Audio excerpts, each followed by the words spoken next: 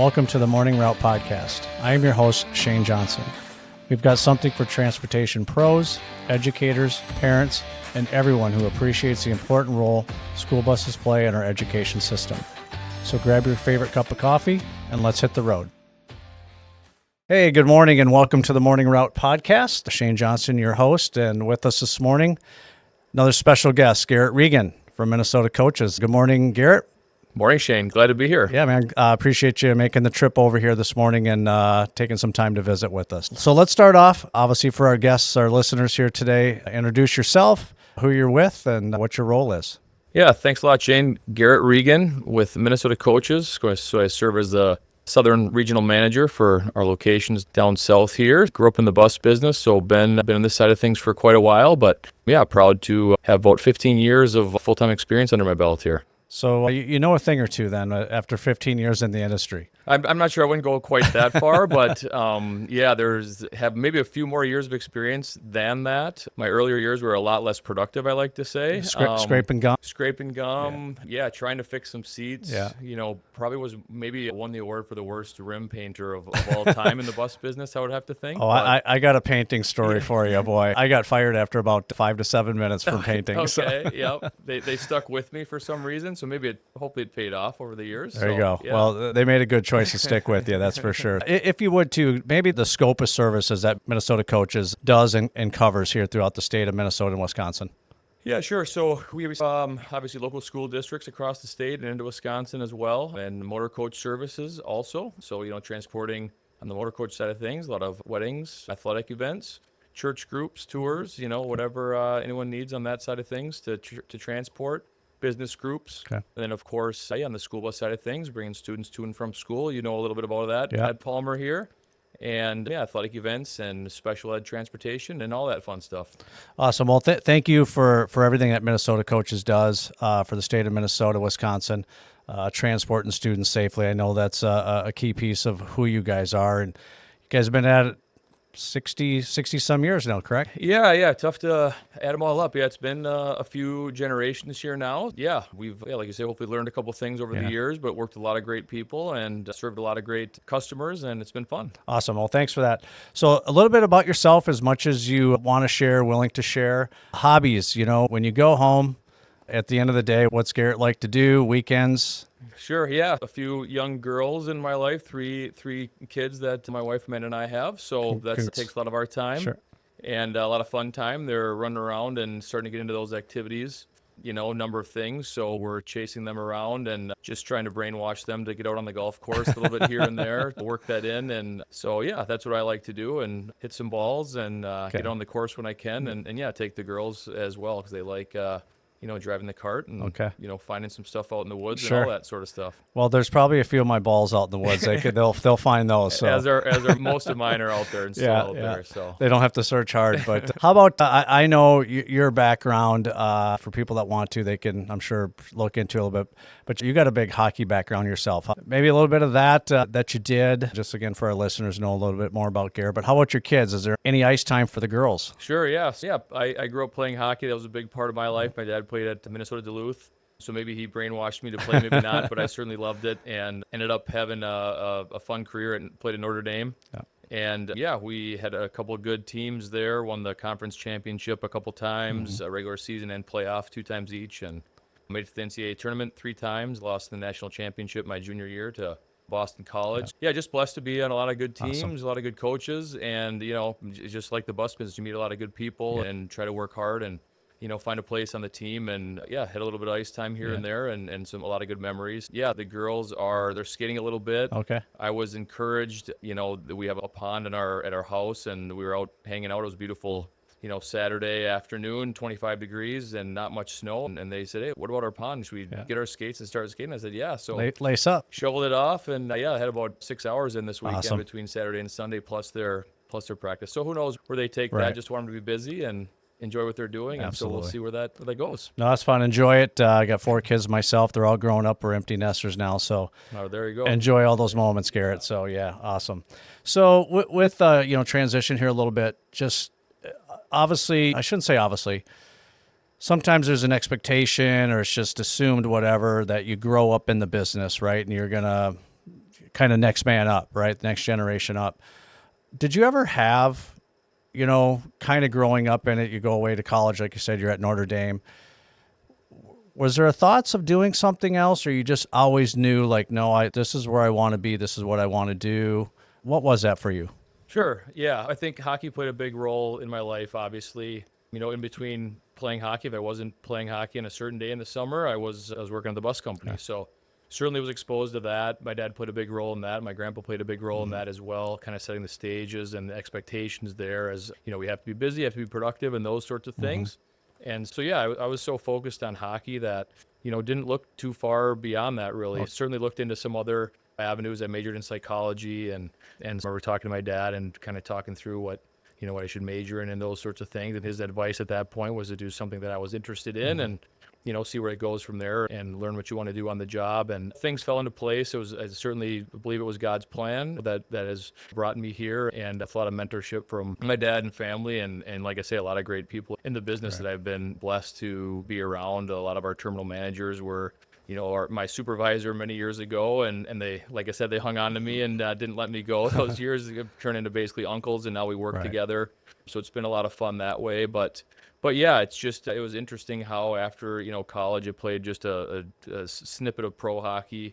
And so just during that decision time and training to play and that sort of thing, how it just kind of fell into place. And with the recent purchase of Faribault Transportation and Tom Merrill, the former owner, along with George Voracek, but Tom was more the manager at that point and was going to retire, and that was part of the plan through the transition, and so it just kind of fell into place where I went down and learned from him for a year, and that was just amazing. The greatest guy that you could ever wish to be trained in from. And so, yeah, that's just my love for the business kind of grew, and could see really how to do it hands-on with Tom. Because, growing up in the business, you're not there during the school year. You're at school yourself, playing sports and that sort of thing. So I got to see kind of the dispatching and the driver assignments and those sorts of things. So just from that other angle. But yeah, so you see where the sausage is made at that's that right. point. Yeah. That's right. Yep. You see what it kind of takes. And yeah, it's a fast-paced business and days fly by for sure. So always something to work through. Yeah, no, great. Thanks for walking us through that. And I'd say maybe a little bit your steps were ordained, if you will. There you go. And that's not a bad thing. I would agree. You have, for anybody that knows the Regan name here in Minnesota, Wisconsin, carries a lot of weight in a very positive way. Just right people running a great business. Appreciate that. Yeah, you guys have some people there that others in the industry have certainly looked up to, respect, and you're one of them as well. Thank you for, again, your service, all the service of your dad, grandpa, here taking care of kids here in Minnesota. Thank you. So let me ask this, what keeps you going in the industry? What you get up in the morning, what makes you go? Yeah. I think what I talk about a lot of interviews and discussions with managers and that sort of thing, but it's kind of the mission of the bus business. We know what we do every day. What I really like about bus drivers, bus aides, managers, we all know why we're in it, and maybe not others do, but it's the safety aspect to get students to and from school, and we provide that, step for those students to get into the hands of the professionals at the schools and further their education, further their lives and growth. And we can play, a really big role in that. Obviously, the students need to get to school, but also that interaction, that it's cool, the individuals that we attract to our business that are attracted to. A lot of times I'm retired. I want to do something, and I just feel like I want to be here. And you put those pieces together, and it's because they want to serve the community in that sort of way, make that impact on students by giving that smile. Asking them how their football game was last night or how their project was. And it doesn't take a lot, just a smile, just a hi sometimes. And our drivers do that naturally. You see that at all of our locations. And I know Palmer Bus, with the great reputation you all have, same sort of situation. And that's the cool thing that I like to see every day. So everything else that we do to try to do that as efficiently as possible and continue to serve those districts and teachers and parents and students, that's the mission of what we're doing every day. Yeah, no, again, thanks for that. And you're right. It is a motivator, right, to get up and do what we do. Kind of where the name The Morning Route came from is that's how it starts every single morning, that morning route. Drivers come in, managers are coming in, getting the shop open, the coffee's brewing. Let's get the kids to school, right? And that's what it's behind. And it doesn't take a lot, like you said, either for folks, especially our drivers, to say that hi, that good morning, the high five, because that really is that first interaction that those kids are having. So our drivers play a very vital role every single day doing what they do. So, yeah. Absolutely. It's fun to see them at work for sure. It is. It is. So, with the years of service that you have, and it could be a positive, I don't want to say a negative, but maybe a little bit that way. What changes have you seen? And obviously we have COVID that really What was that again? blew up, yeah, a lot of things, but changes in the industry, just even over, let's just go back 15 years. And we're going to get into a little bit too with when you served as the president of the Minnesota School Board Operators Association too, but just the changes that have been happening here in the industry. Sure. Yeah, I think the one thing that comes to my mind there is just the continual regulation that we see. And, we understand that's important for any industry. And it's that back and forth.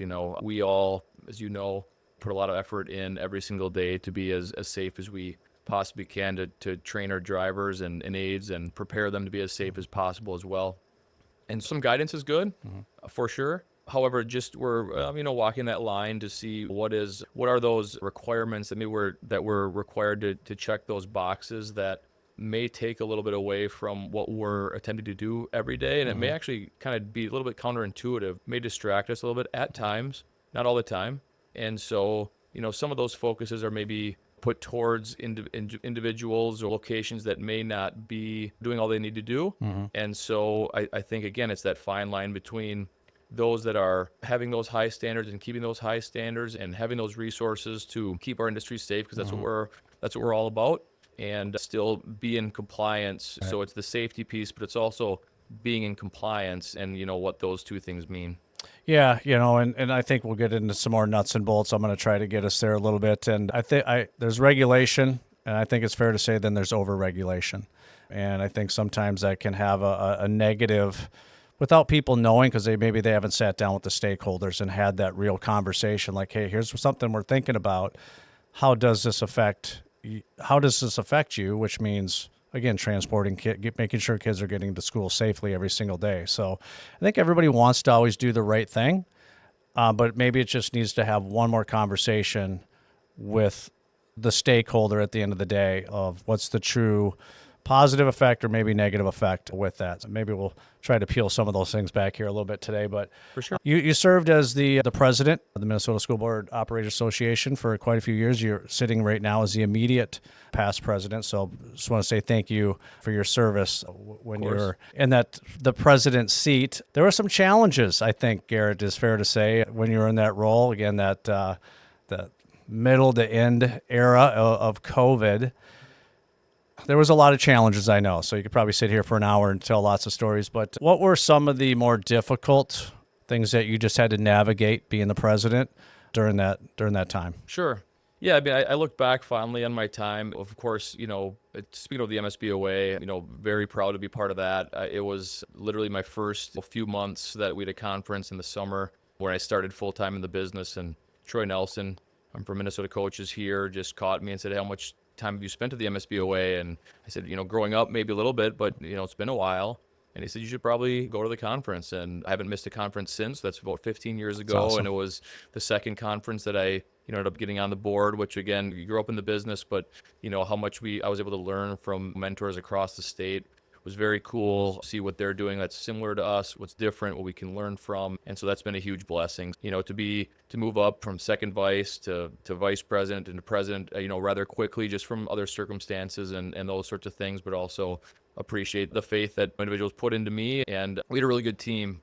Of board members, longtime board members. Our lobbyist, Scott McMahon at the time, Flaherty and Hood is our representative on that side of things. And then, Tom Revenue is our legal counsel. So really good team to be able to face COVID as well as we could. And so what I look back upon as very fondly about was how we were able to navigate that. And I think, the overarching piece was that we were able to take care of our drivers across the state as well as we possibly could. So we were in the conversation with the janitors, the aides, the teachers. So when the MDE commissioner talked about the school shutdowns, the bus drivers were put into that conversation right away. So we knew that we were going to be able to take care of our drivers and continue to do that during these times, no matter what that took. And certainly hats off to MDE and the state for continuing with their kind of promise on that sort of things. And I think that allowed us as a state to continue to be in operation as soon as possible right after COVID.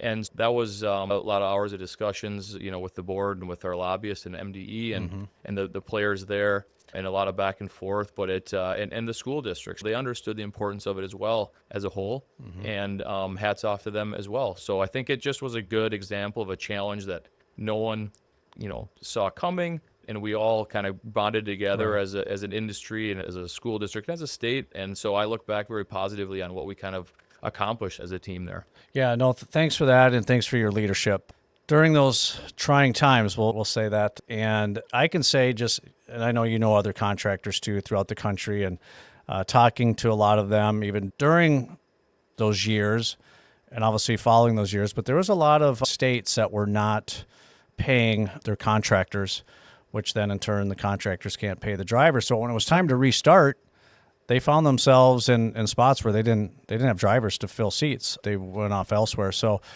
again, state of Minnesota, hats off again to the parties that you mentioned. Even Governor Walz, didn't mandate that we get paid, but strongly recommended that the contractors get taken care of. So we had drivers ready to go when the call came to get back in the seat and transport. Yeah, hats off to all the stakeholders in Minnesota for taking care of, again, school bus driver at the end of the day. So That's right. Yeah. Yeah, they did an amazing job with that. And, I think it was the relationship building on the front end, the School Bus Driver Appreciation Day that we had put into effect a few years before that. And MDE was there, and Commissioner was supporting us through those events and understood, and we built that relationship. And yeah, certainly what you said is true. That allowed our operators to be ready and to serve those schools and serve those parents and students right when we got back into the schools. Yeah, well, it was go time once again. Yeah, thanks for walking us through that. Again, appreciate your leadership. And It was a good team. We had a really good team. I was a small part. So yeah, well, it's about the team though, right? So Absolutely. yeah, everybody's got a piece of that. So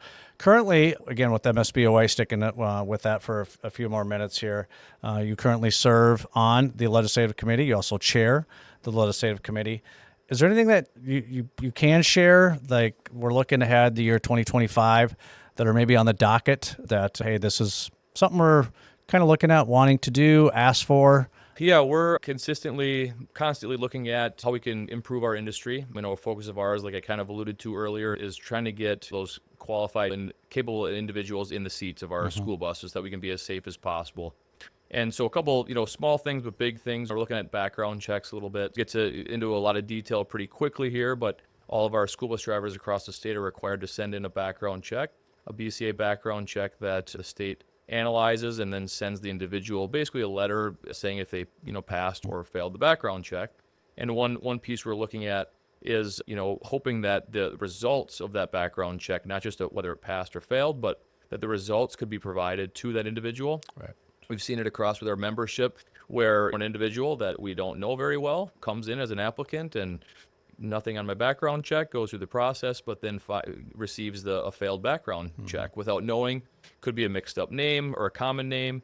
Could be something that was a misunderstanding, that sort of thing, or a mistake on the record. So it just allows, there is a waiver process where an individual can apply for the waiver there, but without really knowing what the failure was, there are some challenges there. And we as the operator really have no idea what that is. And maybe it's a situation that we say, yeah, you can apply for a waiver, but we wouldn't suggest it because, we don't feel comfortable. Or maybe we say, you know what, I think that was a mistake because this is what's listed and that's not in statute that should keep you from driving a bus. So it's it's a detail, and that small piece could delay the process for an individual to get licensed by 3 weeks, 3 months. And so that time, as the president, and on the legislative committee, what we're hearing from our membership is that we are at times losing out on really safe drivers, safe applicants out there, former police officers, former state patrol, individuals that are looking to retire. But then when we're showing them all the steps that we need to, hoops that we need to jump through, maybe, a lot of times we lose some right at that level. Right. Not that they have anything to hide, they'd be a great candidate, but don't have the time or aren't able to go through all those steps. Or an individual who does start to go through that process but then loses interest because of time. Right. And so those are the pieces that it's not a safety item. These individuals are still safe. We'd still want to go through that process and make sure they're the right fit. And we know that a lot of times, but it's just the kind of the requirements that we're required to proceed with that keep that from happening. Yeah, and hearing that, to me, it kind of jumps out right away. It seems like a really easy solution that again, just this isn't a right or left thing. This is just, hey, this is a common sense thing. A really easy adjustment that can be made probably out of St. Paul. That trickles down. But yeah, you're right. I can say that we've lost some qualified candidates as well because of the process getting hung up. Thank you for, again, your leadership on that and the legislative committee. Sure. Hopefully get that across the finish line, hopefully this year. So That's right. Good luck with that. Anything else that can be shared within that? Yeah, third-party testing. Again, a lot of details within this, but this was something that was pushed forth a number of years ago. But just want to look up at some cleanup language with that. And basically what that is, it allows companies to hire their own third-party tester so that individual is able to test other applicants from other bus companies. So that allows to lighten the load for the state a little bit, for the state testers. There are state testers, and then there are third-party testers. And so just a little bit of that language that we're working through to get that cleaned up. But that's in effect. That has been in effect for a few years and has been very helpful for our industry as well. Yeah, and if I can say, and sometimes I'm a dog with the bone, so I might be a dog with the bone on this one, and a little bit of frustration, I think. I don't want to speak for everybody. I'll just speak, I think, probably internally here that I've been kind of waiting. We've been waiting for many years for another third-party test class to happen. We have a third-party tester here at Palmer Bus Service. We'd like to add a couple more just because of the volume of people that we can get through. Again, the benefit of the state is that we're not sending people to the state where, they're probably a little bit understaffed and can't take care of that load, if you will. But the frustration is that there's no class that's been held now for, I think, probably over 4 years. Just, I guess, a shout out again to somebody in St. Paul, if anyone's listening. Sure would be nice to make it more efficient again, and maybe if somebody could reach out to, again, the MSBOA and go, hey, tell us more. What is it? And we want to help clean this up. Because, again, at the end of the day, we want to get people through the system, if you will, through the process, get safe drivers behind the seat. There's still a school bus driver shortage that's lingering. I don't see that going away. So again, anything that we can do to, again, still be safe, still be efficient for all parties, all stakeholders, I think we want to do that and love to have those conversations. But yeah, we need another class. Of course. Yeah, that's another good example of just saving that week, that a couple days for that applicant. If Palmer Bus had an extra third-party tester to shave off that week is huge. It's a week of income for this driver. That's a week of service to the school district and to these students. So it really does go a long way, and that's what we've been focusing on, is looking at those tiny details to try to work with those, to limit some of the restrictions that we have in hiring good people. Yep. No. Appreciate again your work on those things, and I know there's some other pieces in there too. If I can just quickly, I'm going to ask, because in the last couple of years, a lot of things came out of St. Paul, and I don't mean this like in a negative way. Everything's wrong, because not everything is wrong here when I bring up a couple of these things, but. Think about ESST, the earned save sick time there, the FMLA, unemployment. Again, a lot of these things came through in the last couple of years, kind of all at once, right? And at the end of the day, it has a pretty big impact on our industry as operators, owners. If I could ask you, maybe I'm putting you on the spot a little bit, Garrett, I apologize if I am, but what's working well maybe with ESST, FMLA, unemployment? Because, again, I think that there's some good in there. I have my opinions on some of those too. And then maybe what's not working so well, that if you could ask somebody, sit down with somebody in St. Paul, go, hey, here's an adjustment that would really be beneficial. Sure. Thoughts? Yeah, of course, the benefit is the benefit to the employees in more compensation on those sorts of things, whether it be all those items that you mentioned there, ESST, unemployment, FMLA, those sorts of things. So the challenges arise in companies providing that service to the school districts, and the costs that then come up and are ultimately passed through to the school districts in order to provide those benefits. Yep. And what we're hearing from members is that it's early on all the programs that you've mentioned here. And so we're still learning through them. Right. But what we're seeing is that, it's providing some challenges that get covered where individuals may be not coming to work when they would have in the past. Right. And so to get that, we always talk about, to get that 5 a.m. or 5:30 a.m. phone call or text that won't be coming in for route this morning is difficult. We all have safeguards to respond to that, of course, but the safest person in the bus is that individual that knows the students, knows the route, knows the bus. And so that's the goal, of course. Of course, there are always things that keep individuals from coming in on a certain day, and we understand that and are sympathetic to that. But again, it's that balance to how do we work through this together to find that benefit to the employee, but also allow bus companies and school districts to provide that much needed service, because every route has to go every day, no matter what, that those students are going to be waiting there. Yep. And so that's our goal, and has to go safely. So yeah, that's the challenge that we're hearing here in the early stages of those pieces. Yeah, no, thanks for that. Kind of same, I can echo a lot of those things of hearing those challenges. And I just got to share, and this has happened a few times. My guess is if it's happening to us, it's probably happened to some other people too. And it makes me kind of chuckle, I guess, more than anything, because I really do try to find the humor in everything, because makes it easier. But I had a manager just this past week. She got a text with a picture from one of her drivers, and they were at the bar and cheering on the Packers, and and all that. That's great. That's fun, right? We all do that. We cheer on our team. But then there was a follow-up text about 10:30 that evening, said, "I'm not feeling good. I'm sick, and I'm not going to be in the morning."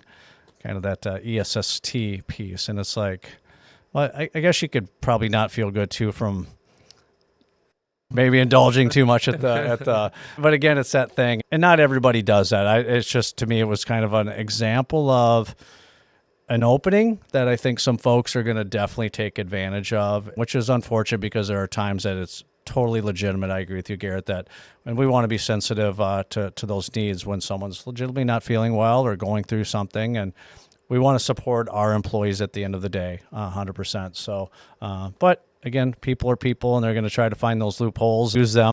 And that's where these programs, it's finding that balance to make it serve its purpose, Right. and not be too negatively impactful to the operators and those sorts of things. Because I think, and you said this, and I think this is a really important point, Garrett.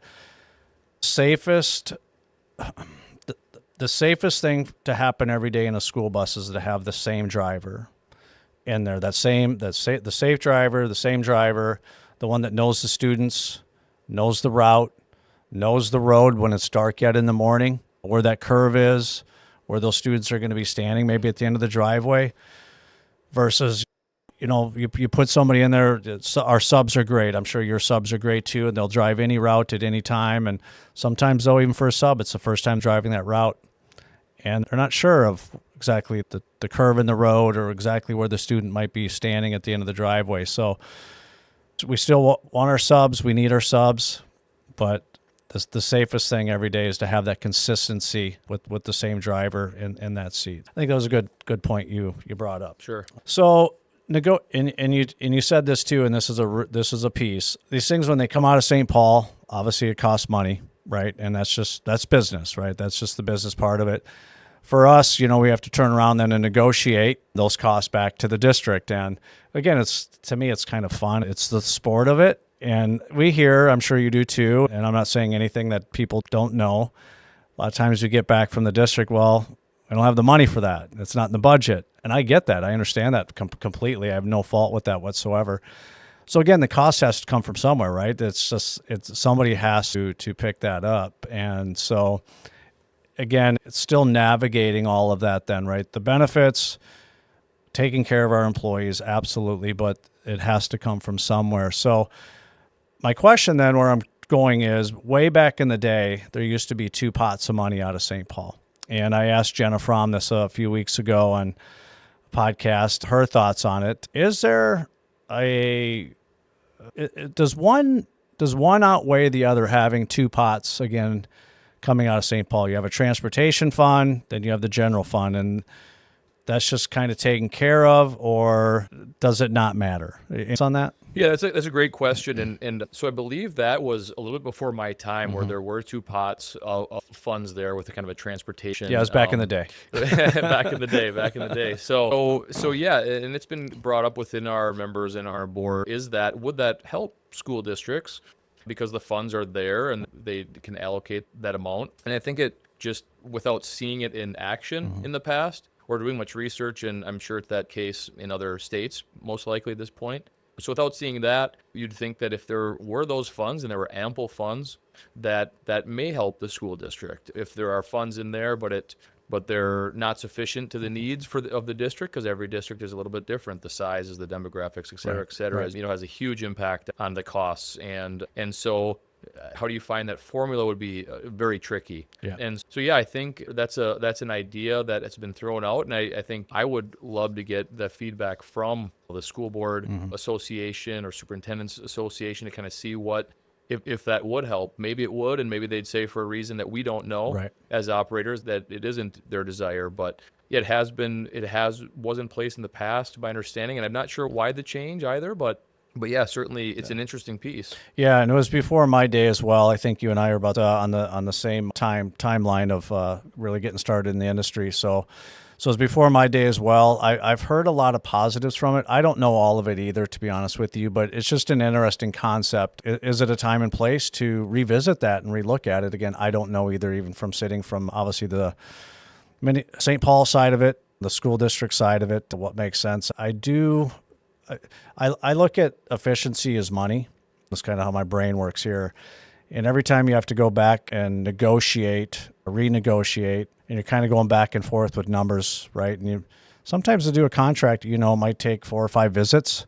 How much time and energy does that chew up on your end, the school district's end, school board members, business manager, superintendent, and it might be over $8,000. Well, you probably spent that and all the times of negotiating to try to save $8,000. Everyone's time and energy Sure. was $12,000. So it's a negative. It's just kind of something fun to think about, is what something like that makes sense again. And I don't know either, but it's fun to talk about. Yeah, absolutely. It's a good topic and a good thought that maybe that would be a benefit. Yeah. So talking about getting kids to school, do you have any thoughts or opinions? What can we do? I know we've touched on a couple things, and I have a couple I'd like to add here, but is there anything else that we could do better? We'll just talk about Minnesota, to ensure that we're getting safe people behind the wheel and getting kids to school. What can we do that, again, sometimes it's like somebody has to go first. And I think a lot of times it's like, well, we'll wait till like 10 other states are doing something and then we'll do it or whatever. But is there anything in Minnesota like, hey, we're going to do this. We're going to be at the tip of the spear and lead the way versus sometimes following. But any thoughts on that? What can we do better to get kids to school? Yeah, I think I'd first like to say, we've kind of touched on initially, but the support that we have from the Capitol and MDE, and also our relationship with DVS and the State Patrol, it's very strong. Yep. And I'd say, compared to other states, Yeah, I'd argue agree. that our relationship there and our working relationship doesn't mean that we always agree 100% on everything as those things go, because that would actually be probably an unhealthy relationship. Right. It doesn't push each other to get, be the best you can be.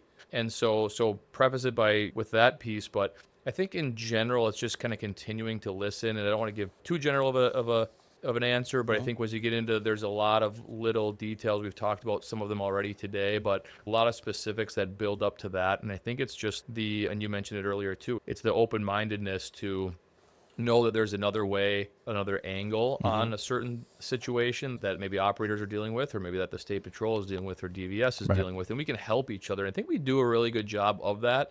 But I think just pushing ourselves to continue to do that and understand that operators have really good ideas. The State Patrol has really good ideas, DVS and MDE and those sorts of things too, to look at all those discussions and continue to have those discussions so that we can build each other up and challenge each other to continue to do, I think, what we're doing a pretty good job of.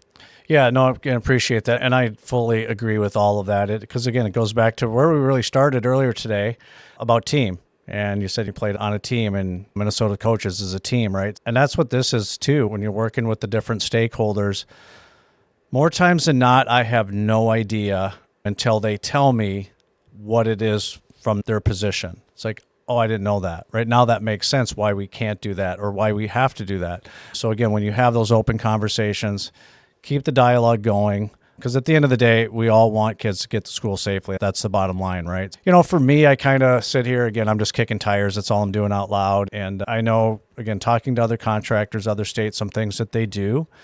And sometimes it's like, man, that's a really good idea. Maybe we should look at that. There's one I know, state out east. I believe it's Pennsylvania, if I remember correctly. Somebody can check me on that, but it's Pennsylvania. I believe there's a House bill that's kind of floating around there about like a tax credit for school bus drivers.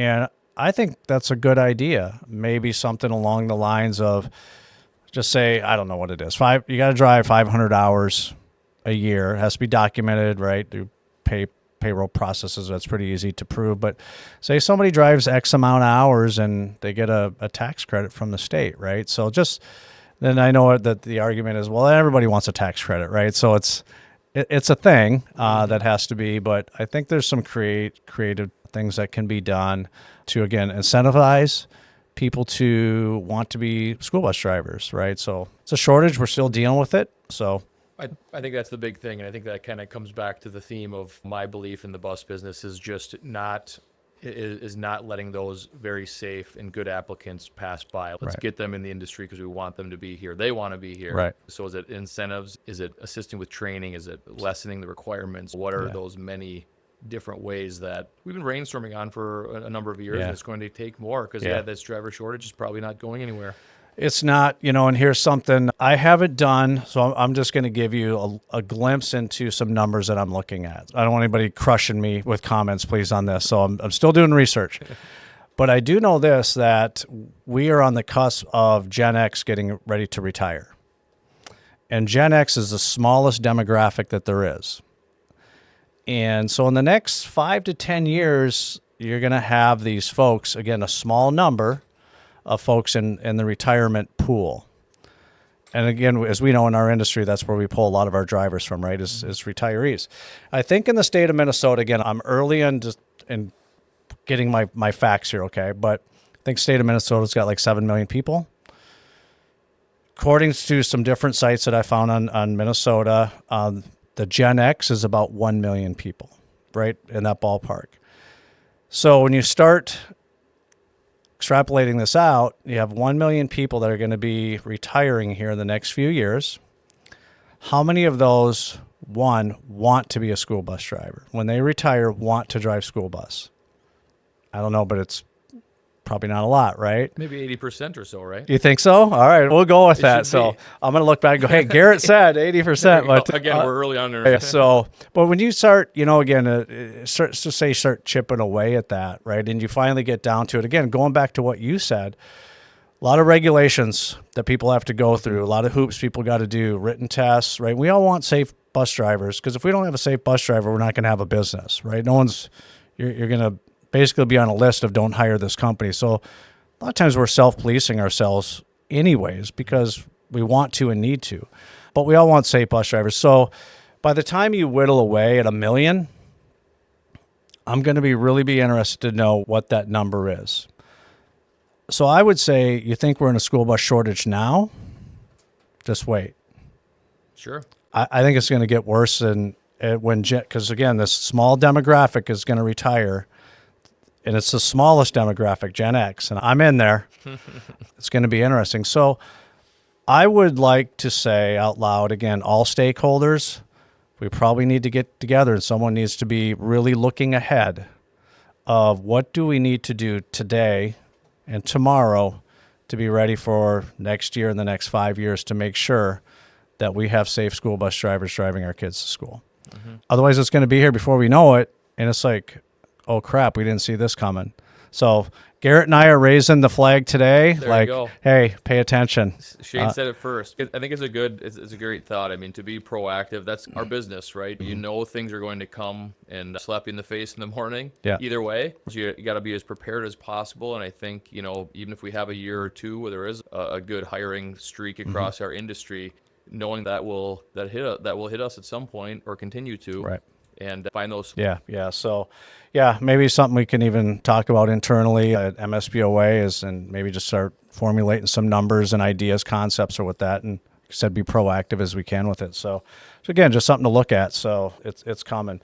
I have to ask this because it's always the hot topic, Garrett, as you know, EV buses. So I got to pick your brain here a little bit this morning. Sure. Thoughts? Opinions on EV? What do you think? Especially with the change of administration that's coming here in less than a week, and I think everybody has some ideas of what's going to happen or maybe not happen with grants coming from that. Yeah, it's been a interesting piece to learn on. We have 3 EV buses across our locations, Minnesota coaches. We have one up in Fergus Falls, one in Faribault, and then one in the Twin Cities area. And so we learned a lot through the process, the infrastructure for the charging equipment, but also what your building can hold as far as how much power you have in each building. A lot of electricians we learned were learning that as well because they put these in all the time for cars. Much different story for a bus. And they were kind of caught by surprise on that a little bit. So, the range that you have, cold weather, warmer weather, hills, different terrain, has an impact on the distances, how many miles that you can travel. So looking at around 136 miles on the high end in the best conditions, down to about 82 when temperatures such as today. This morning, yeah, that's right. -7 when we got up. -7, -8 does not help. Right. And so, it takes a lot more energy. Thinking through that, you maybe aren't sending them on athletics trips or field trips, depending on where you're going. Difficult to tow back. We've not knock on wood, had to do that. Right. If you run out of power, you're putting it on a flatbed. You're not just towing it back like kind of the normal bus. So there's still new buses. Yeah. The drivers do like them. They're quiet. You don't have the sound of the engine, so the students don't have to talk over that sound, whether they know it or not. And they ride smooth. New bus, air ride, that sort of thing, unrelated to maybe the electric piece. But those are benefits as well. So the accelerations and a lot of torque, smooth ride. So those who are interested in it, there's a group that is not interested at all, probably in our workforce, and there's a group that is really interested.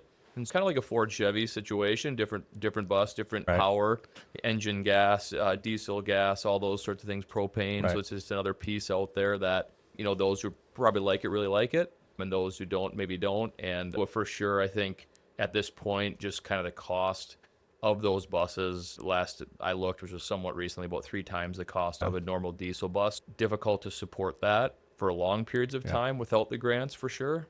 So that's the most intriguing piece to me is, like you mentioned, the grants. Where's that going to go? And down the line, because it's new everywhere.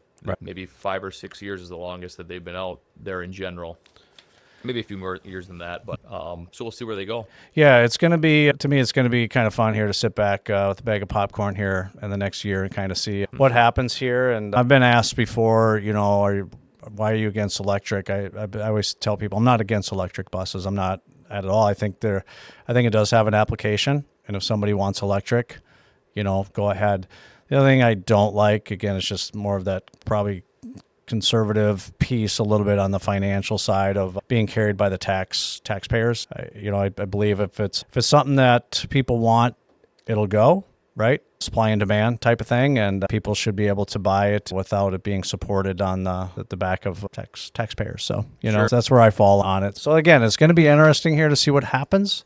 The next administration, maybe it'll continue on. I have no idea. I don't have any insight. I wish I did, but I don't. But yeah, again, it's fun to talk to people that have them and the pros and cons. And I've talked to some other people. I know that this morning, they probably didn't even leave the bus garage at some of the different sites. It was too cold, and it's like, I'm not going to risk it.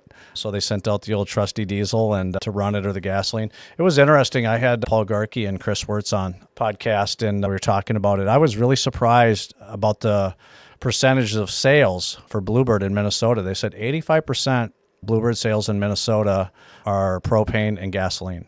Sure. I was shocked. I thought maybe 50% would be it, and maybe 50% diesel or something like that, but it was 85 gasoline and propane, and then 15 diesel. So electric didn't even make 1%. And I think that's to have those different fuels is important in our industry. Pushes everyone to be their best, and good to have options. Different locations, even across the state, might benefit from one piece or another. That's definitely interesting to hear.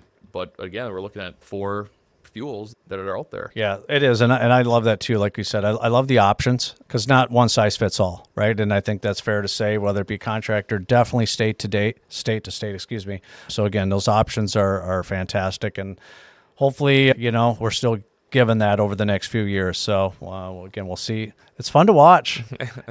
Talk about changes in the industry. It's been remarkable, probably over the really last 5 to 8 years. Rapid advancements in technology. Before that, there was probably still a little Flintstone stuff happening, right? Everything was on a tablet of paper and a pencil. Technology came in with Sonar or TransFinder and others that people use. So, and then electric now. Sure. Yeah. Yeah, like our industry, like many others, that technology piece is there and fun to see all the data and have those options and Yeah. big learning curve. Yeah, for sure. So I got to ask you this question because I get asked this a lot. Marijuana. State of Minnesota, they passed the marijuana is now legal. Obviously, at the Fed level, marijuana is not legal, and that impacts. We have this driver thing, right? And I know we've had people, unfortunately, good people that through a random pop positive, like, hey, marijuana. Well, I thought it was legal. Even though we put out all the information, we've had the conversations, the poster boards are in the break room, and all that kind of stuff. But how do we navigate this, right? Because again, we're already short drivers. To me, I'll just say this part out loud. I don't get it really that there's not a way to test better. And what I mean by that is you can go out. I could have went out. I don't drink, but I could have went out last night and had 2 beers and get up this morning and drive a bus. And I guess I'm fine, right? Because I wouldn't be in my system or be under the limits or whatever, right? All that. But if somebody, I guess, smoked marijuana a week and a half ago and they drove route this morning, say they're a sub driver and they've been off for sub driver, but anyways, they get pulled for a random and they pop positive. They're pretty much said and done, right? There's a way to go through the system, but I'm not going to bore our listeners with all that. But for all intents and purposes, they're all done. I'm trying to marry the two now, right? Like, what's a solution to this thing? Because again, I've talked to people on the state side. I won't say names, but I've talked to people on the state side. Well, there's no way to test for it. There's no way to test for it.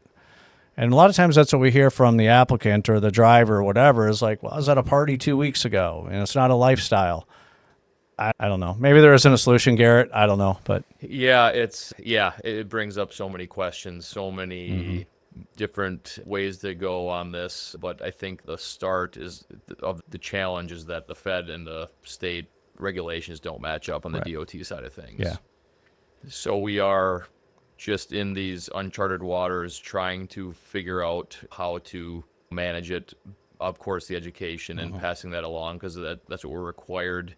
We're required to follow those federal statutes. And then if you get into, should there be a change, the testing, and that comes along to it and how it compares to alcohol and all those different pieces. But I mean, for those who aren't aware, I think Shane did a good job of explaining it. We're required to follow the federal guidelines, but our state has different guidelines and laws on it. It causes for some confusion for people. Yeah, it does. Yeah, confusion, a little bit of headache. Because again, for people that don't know, we we have state laws that we have to follow, and then there's the federal piece that we have to follow, and we're kind of mashed into this thing.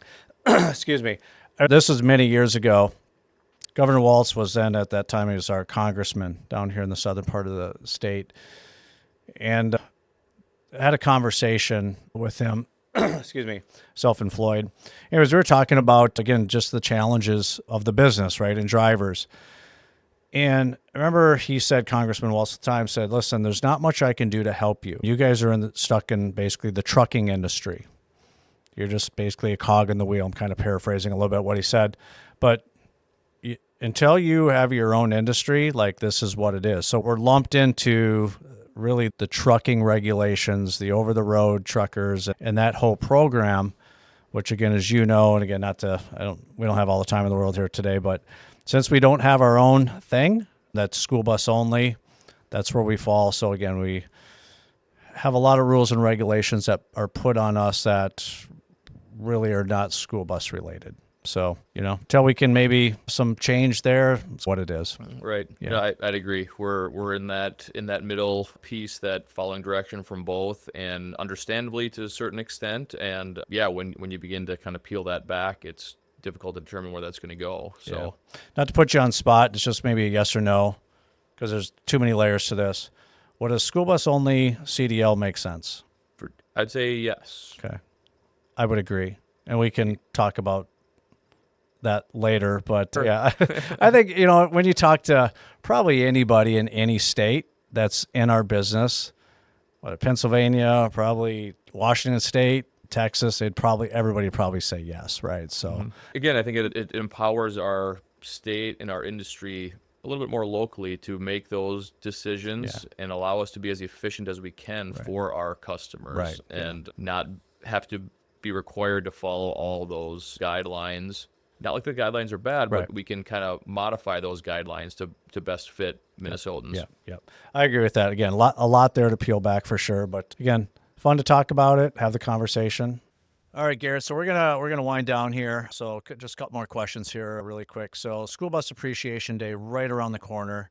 Something again that came into place a few years back. Maybe you can share a little bit with our listeners the history of how that came about. But my question is, within that, is what else can we do? Do you have any thoughts or opinions to really appreciate our drivers? There's just one thing that I'll quickly say. I wish it was more than just one day, but I get it. You only got to start somewhere, but every day should be appreciation day for our drivers. But it's kind of cool to have though that day that we do this. So I think you had some work in making that happen, I believe. But again, maybe share the history. Anything else that we could maybe add to it? Sure, yeah. I wish I had the year. Time flies. I would say School Bus Driver Appreciation Day, maybe, 8 or 9 years ago already that we've had it. And it was created by the MSBOA board that kind of dreamed it up and worked with the State Patrol and MAPT as well to kind of support it and work through it. And we want to have that day to celebrate our people. Like you said, we try to celebrate our people every day because of what they do. And this is just another excuse for a big party and a big thanks. What we can do is just continue to recognize and understand what these drivers do. Like I try to say, think of all the things that have to go perfectly well for a bus driver and a bus and a route and all the students for it to just be a normal, decent, good day. Right. And so, again, our humble heroes, like we talk about in our school bus industry, take that for granted and they just do it every day and they don't care about recognition. Largely, they just do it because they love it. And that's what I like about this day is that it's like, hey, no, you will be recognized, whether you like it or not, because you do an awesome job and you've earned it. And, the little things that you take for granted, we as managers don't want to take that for granted because we understand we couldn't do it without them. And, just that focus and the drive that they have naturally.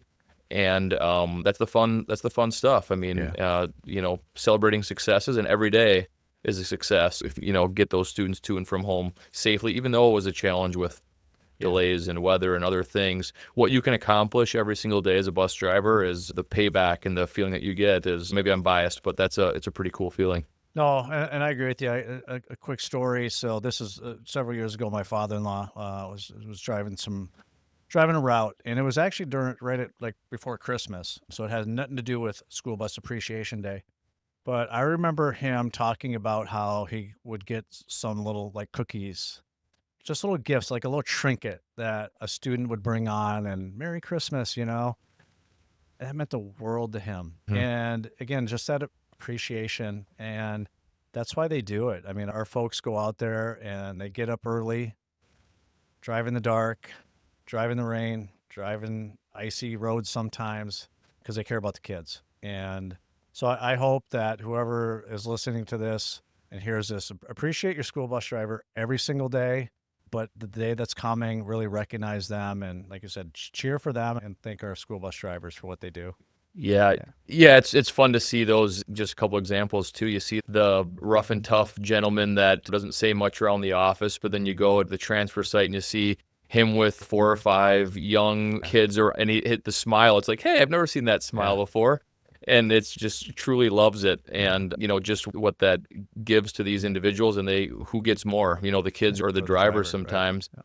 And I remember a story about an individual who transported a special needs student for 12 years and had a challenge every single day. And it was at the end of her last year when she graduated and she turned around and told the driver, thank you for everything you do. And I just remember all the conversations and the challenges that this driver thought and just couldn't help but think, hey, it's me. Why does she not like me? And it was like, Carol, you were making that impact on her. And then she finally got to see it and realize, and it was just really cool to see that she had no idea, but that's the impact that she made on that student. And thousands of stories like that across the state. I actually have somebody that has reached out. Never been a school bus driver, don't work in the school bus industry, and has reached out to want to be a guest to talk about the impact that his school bus drivers had on him. Cool. And he remembers their names and everything else. And I'm like, I think I want to do this. Yeah. I think it'd be a cool podcast, right? Sure. Yeah. Drivers have an impact on students and grow up to be adults. And it's funny how people remember their school bus drivers. That's right. Yeah. It's pretty cool. I remember mine. I don't remember her name, but I had one.